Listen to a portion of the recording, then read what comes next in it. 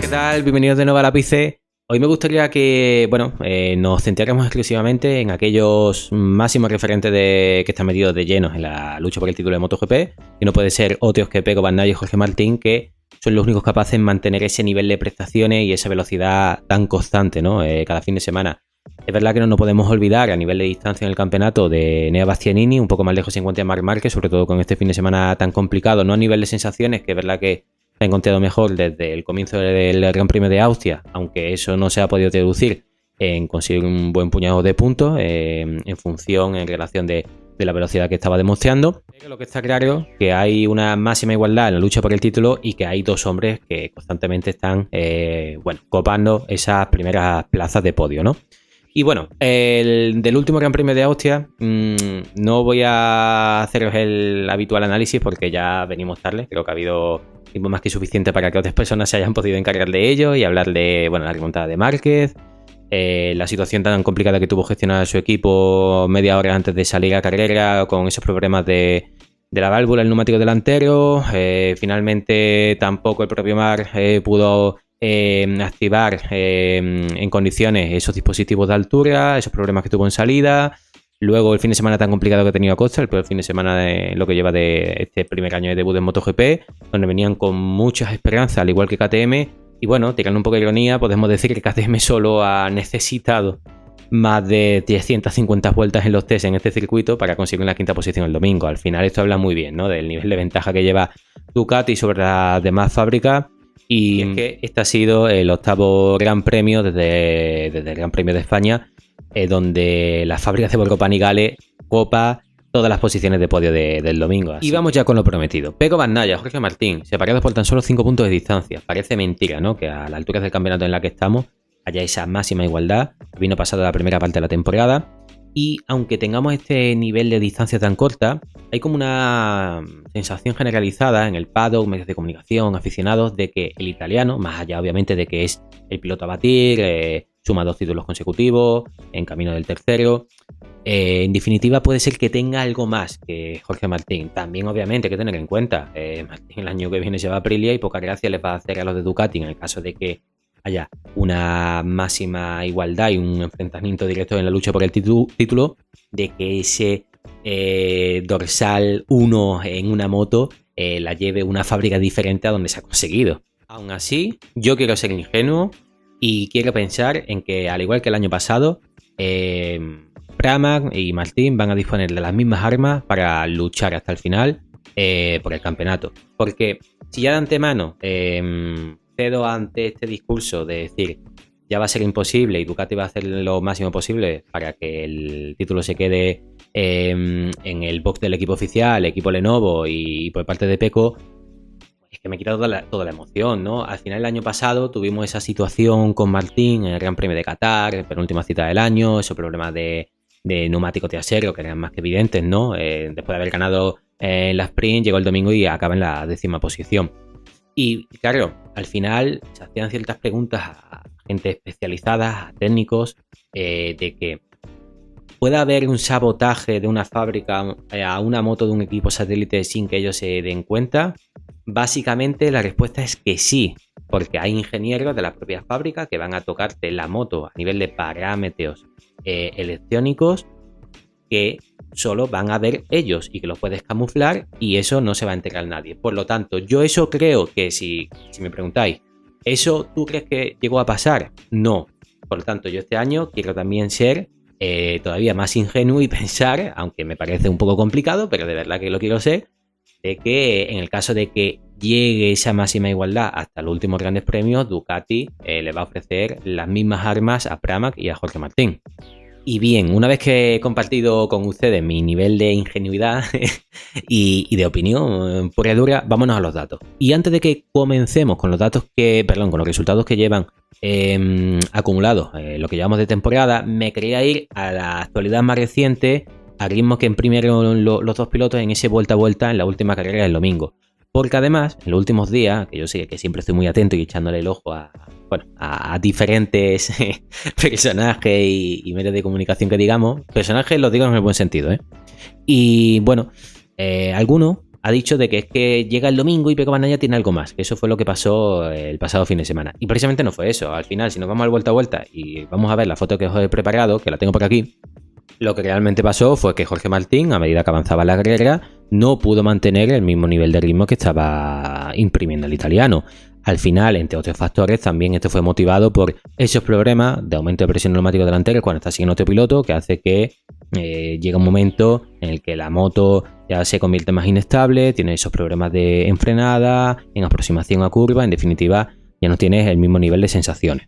Que por cierto, al hilo de esto voy a hacer un inciso, ¿dónde están aquellos que a principio de temporada decían que los problemas de presión del neumático delantero se había quedado en un mantea, que eso ya no existía? Pues bueno, nada más lejos de la realidad. A medida que ha ido avanzando la temporada, hemos llegado a ciertos circuitos donde estos problemas pues han vuelto a aparecer, normal.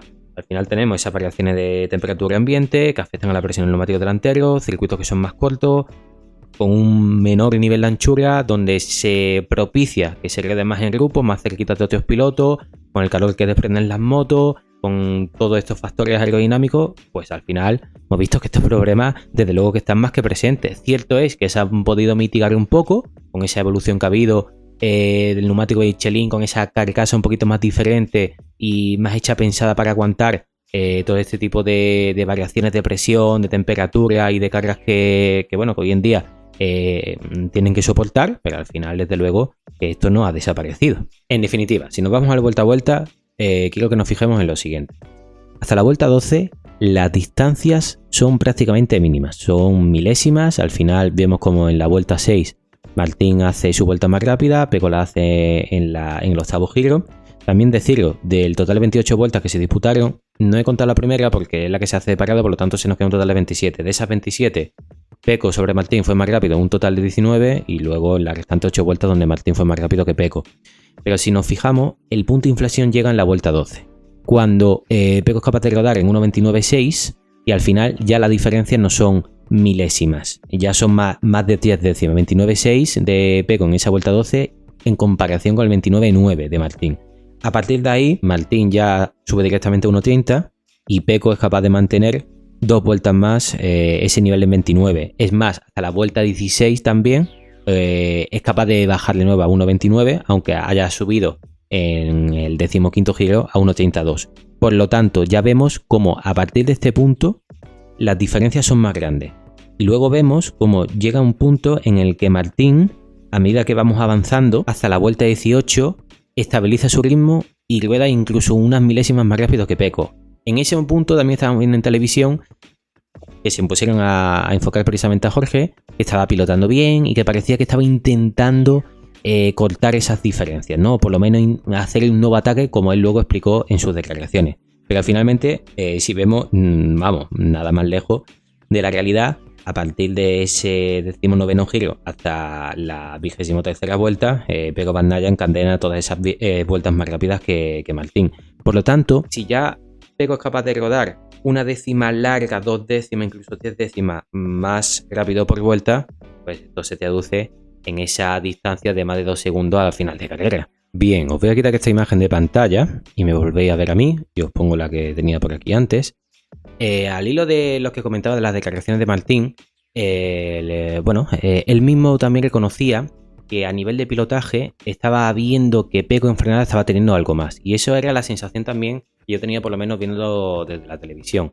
Es decir, si vemos el adelantamiento, por ejemplo, de Pecco, que fue en la segunda vuelta y ya fue el que le dio la victoria, a partir de ahí no suelta la primera plaza, pues saliendo de la última curva, de esa 10, y además yo pensé en ese momento, está aplicando un mapa de combustible con mayor potencia, porque salió con tanta aceleración que le permitió con tanta facilidad ponerse en paralelo, que la frenada prácticamente, al buscar el interior en la frenada de la 1, ya la tenía ganada. Pero luego, sobre todo, la forma de frenar de Pecco da la sensación que puede frenar más tarde, en menos medios, y que llega con mucha velocidad en esa fase de aproximación a curva y que luego no pierde nada en aceleración. Y ese poquito de ventaja que da la sensación que tiene Pecco a nivel de pilotaje, de estar en plena sintonía con la Ducati, hace que ahora mismo tengamos ese pequeño matiz, ¿no? Esa pequeña diferencia, que no sabemos si en lo que queda de temporada puede haber en algún punto que esto pueda ir cambiando, porque al final, acordaros del año pasado, en cuanto Pecco Bagnaia tuvo ese problema, ese fuerte high side que Brad Binder le pasa por encima con la KTM de su pierna, Pecco empezó a sufrir en frenada, a tener ese rebote tan destacado del diente acero, y la sensación, la dinámica del campeonato fue totalmente diferente. A partir de ahí fue precisamente cuando Jorge dio ese salto de calidad, donde estuvo constantemente luchando por la victoria, y además también os quería decir que desde ese final de temporada, que es cierto es que hubo puntos como en Phillip Island, como en Indonesia cuando estaba liderando y que Jorge se cae con más de 10 segundos de distancia, que es una metedura de pata, tuvo esos problemas, ¿vale?, de inexperiencia, de no saber, de no haber luchado antes un mundial en MotoGP, perfecto. Pero ese nivel de explosividad y de comenzar el fin de semana y estar ya ahí en la primera sesión de entrenamiento y de mantenerlo a lo largo del fin de semana, yo no se lo veo que lo mantenga esta temporada. Si seguimos con esa temática de declaraciones de ambos pilotos, tuvimos al comienzo de este último fin de semana donde Pecco Bagnaia hacía mucho hincapié en que la Ducati de este año no ha evolucionado, no ha recibido nuevas piezas. También es normal, Ducati, con las diferencias tan grandes que tiene con la moto de este año en comparación con las demás fábricas, no tiene ningún tipo de necesidad de mostear ni de poner nada nuevo en pista. Eso también que permite que a sus pilotos al final tengan todavía más tiempo, con lo difícil que decimos que hoy en día en MotoGP, con los apretados que son los fines de semana, que no tiene tiempo suficiente para trabajar en la puesta a punto, a nivel de estilo de pilotaje y de mejorar tus sensaciones, pues eso le permite a sus pilotos que todavía sigan conociendo más en profundidad su moto y cómo sacarle el máximo jugo. Eso es la sensación que me está dando, que está siendo una de las claves por parte de Pecco a medida que avanza el campeonato. Él se va poniendo más en forma y manteniendo ese nivel de consistencia, ¿no?, y de prestaciones.